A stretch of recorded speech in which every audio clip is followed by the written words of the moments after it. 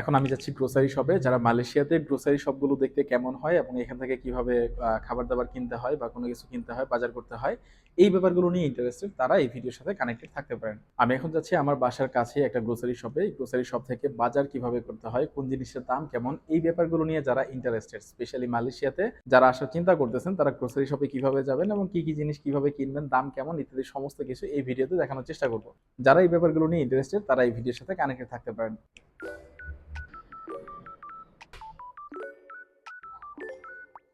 এই গ্রোসারি শপটা হচ্ছে আমার বাসার কাছেই। এখানে একটা শপিং মল রয়েছে। এই শপিং মলের বেসমেন্ট ওয়ানে হচ্ছে ইকনসেপ্ট। ইকনসেপ্ট হচ্ছে সেই গ্রোসারি শপের নাম।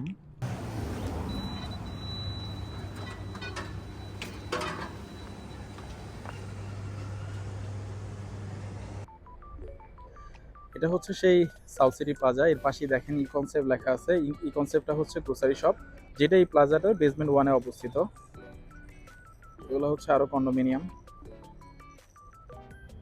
তো যাই হোক, এখানে আমি আপনাদেরকে একটা মজার জিনিস দেখাবো। সেটা হচ্ছে এই যে এইখানে একটা ল্যাম্প পোস্ট দেখেন আপনারা। এই ল্যাম্প পোস্টটার নিচে একটা বাটন থাকে। এই বাটনটাতে ক্লিক করলে ওখানে একটা গ্রিন সিগন্যাল আসে যখন পথচারীরা পারাপার হতে পারে। দেখুন রাস্তায় কি পরিমাণে গাড়ি, অনেকগুলো গাড়ি। বাট আমি যেটা করব, এই যে বাটনটাতে ক্লিক করব, এখানে মানুষের আইকন দেওয়া আছে। বাটনটাতে ক্লিক করলে ওই পাশে একটা রেড সিগন্যাল, এই যে দেখুন এখন সবুজ বাতি জ্বলে উঠছে আর সব গাড়ি থেমে গেছে। এখানে একটা গাড়ি আর নড়চড় করবে না। তো আমরা পার হয়ে যাই। এই ব্যাপারটা খুব মজাদার। একটা দেখুন এই গাড়িগুলো থেমে যাবে। এই গাড়িগুলো, রাস্তায় কিন্তু কোনো মানুষ নাই, বাট গাড়িগুলো থেমে আছে। এখন চলা শুরু করবে, কারণ ওই যে এখানে রেড সিগন্যাল পড়ে গেছে।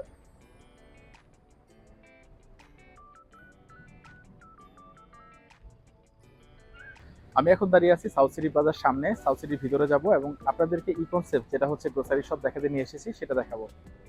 যেহেতু সামনে ঈদ, ঈদের জন্য এরা এগুলো ডেকোরেট করে রেখেছে। ওদিকে অনেকগুলো চাইনিজ ইলেকট্রনিক্সের দোকান রয়েছে। সেখানে আপনারা কি পাবেন, যত রকমের সাউন্ড বক্স, তারপর হচ্ছে হেয়ার ড্রায়ার, ইলেকট্রিক যে গ্যাজেটগুলো রয়েছে সেগুলো আপনারা ওখানে পেয়ে যাবেন। আমরা যাব ওই দিকটাতে।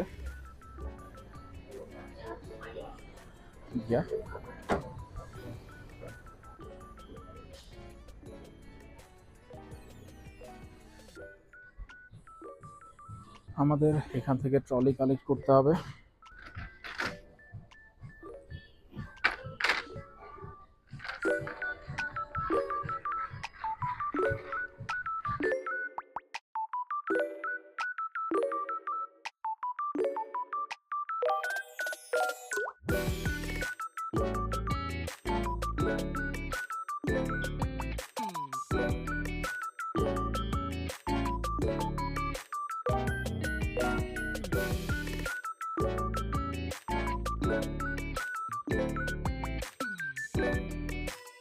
আমি এখন কাঁচা বাজারের সেকশনটাতে ঢুকতেছি। আমার আসলে কিছু কাঁচা বাজার লাগবে। কাঁচা বাজার মিন্স টমেটো, শসা, তরমুজ, এগুলা হয়তো বা আমি নিব। তো দেখার চেষ্টা করি এখানে কি কি আছে। এটা হচ্ছে তরমুজের সেকশন। তরমুজ 1 রিঙ্গিত 79 সেন্ট পার কেজি। আমি আসলে তরমুজ ভালো কোনটা খারাপ কোনটা এটা চিনি না। র্যান্ডমলি হয়তো বা একটা নেওয়ার চেষ্টা করব।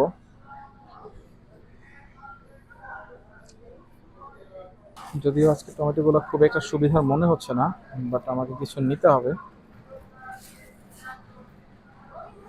এর জন্য এটা খুব বেশি পরিমাণে নেওয়া উচিত হবে না, কজ এটা নষ্ট হয়ে যায় ফ্রিজে রাখলে। আর আমার বাসা থেকে যেহেতু এটা কাছে, আমার আসতে খুব একটা সময় লাগে না। আমার মনে হয় এটা এনাফ, আর লাগবে না। এটা হচ্ছে শসার সেকশন। শসা আমি রেগুলারই মোটামুটি খাই, সো শসা নেওয়া যায়। এই শসাগুলো জাপান থেকে ইম্পোর্ট করা, এগুলো এখানকার না।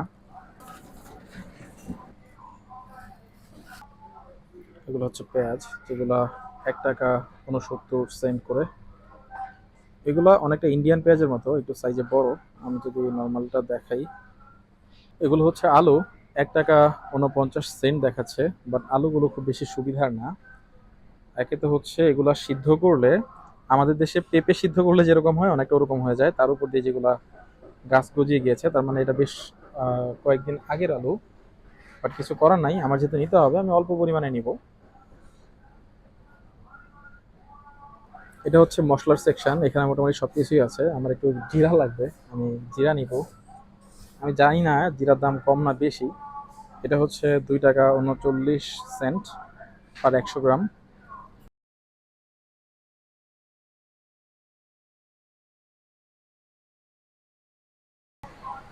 এটা হচ্ছে মাছের সেকশন, এগুলো কি মাছ আমি জানি না। প্রায় 11 রিঙ্গিত পার কেজি। এগুলার নাম, মাছটা আমি চিনি বাট নামটা জানি না। এটা অলরেডি 9 রিঙ্গিত পার কেজি।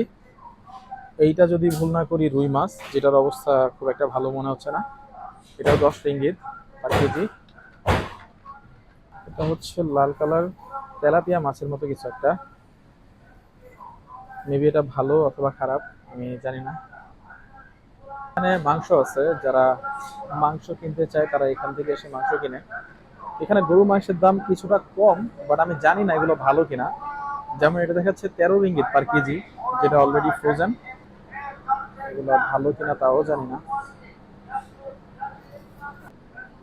এখানে মুরগির মাংসগুলো কয়েকটা ধাপে পাওয়া যায়। ওরা হচ্ছে মুরগি কেটে আলাদা আলাদা করে, উইংস গুলো এক সাইডে, হয়তো ব্রেস্টের মাংসগুলো এক সাইডে, লেগ পিস গুলো অন্য সাইডে, এইভাবে তারা ভাগ ভাগ করে তারপর বিক্রি করে। এগুলো সম্ভবত আস্ত মুরগি, যেটা এখান থেকে কেনা যায়।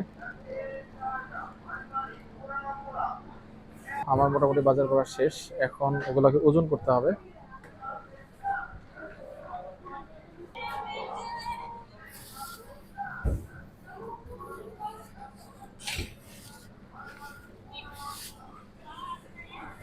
এ হচ্ছে আমার বাজার। এবার এগুলো কাউন্টার থেকে বিল করতে হবে। বিল করে আমরা বাসার দিকে চলে যাব।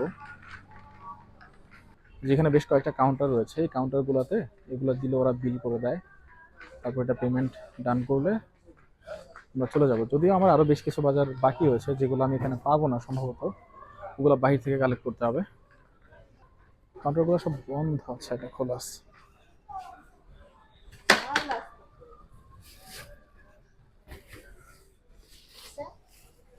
ফাইনালি আমি আমার বাসায় চলে এসেছি। আমি আশা করছি এই ভিডিওটি দেখার পরে আপনি একটা আইডিয়া পেয়ে গেছেন যে মালয়েশিয়াতে গ্রোসারি শপগুলো দেখতে কেমন হয়, প্রোডাক্টগুলোর প্রাইস কেমন এবং এগুলো কিভাবে পারচেস করতে হয় তার ব্যাপারেও একটা আইডিয়া আপনারা পেয়ে গেছেন। দেখা হচ্ছে পরের কোনো ভিডিওতে, ততক্ষণ ভালো থাকুন, আল্লাহ হাফেজ।